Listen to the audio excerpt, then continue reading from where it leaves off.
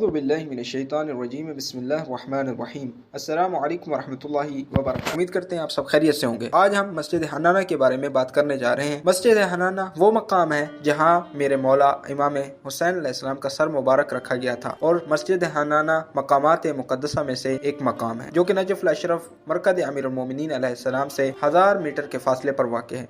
यहाँ गिरदो नवाह इलाकों से बल्कि दूर दराज मुल्कों से मोमिनीन ज़ियारत करने आते हैं और ये उन 3 मकामात में से है जहाँ इमाम जाफर सादिक अलैहिस्सलाम ने नजफ़ अशरफ जाते हुए नमाजें पढ़ी। जब जनाब मुफद्दल से रिवायत है कि इमाम जाफर सादिक अलैहिस्सलाम नजफ़ अशरफ जाते हुए यहाँ आए और 2 रकात नमाज पढ़ी तो पूछा गया, मौला ये कौन सी नमाज है? तो मौला ने फरमाया, यहाँ मेरे जद्द हुसैन इब्न अली का सर मुबारक रखा गया था और वहाँ पर यह ज़ियारत पढ़ी।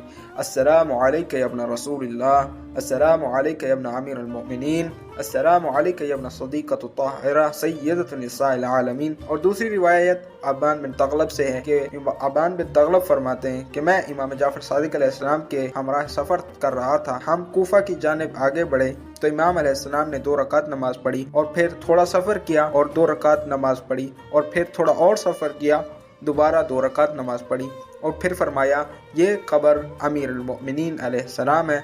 तो रावी कहता है, मेरी जान आप पर कुर्बान हो, वो 2 मकाम पर जो नमाजें पढ़ी वो क्या है? तो मौला अलैहिस्सलाम ने फरमाया, एक वो मकाम है जहाँ मेरे जद अमजद हुसैन अलैहिस्सलाम का सर मुबारक रखा गया और दूसरा मकाम वो है कि जहाँ मिंबर अल कायम अजलल्लाहु ताला फरज शरीफ नस्ब किया जाएगा, वो मस्जिद सहला। अस्सलामु अलैकुम वरहमतुल्लाहि वबरकातुहू। वीडियो अच्छी लगी हो तो लाइक शेयर एंड सब्सक्राइब करना ना भूलिएगा। तब तक के अली नजफी को दीजिए इजाज़त। अपना बहुत सारा ख्याल रखिएगा। अल्लाह हाफिज़।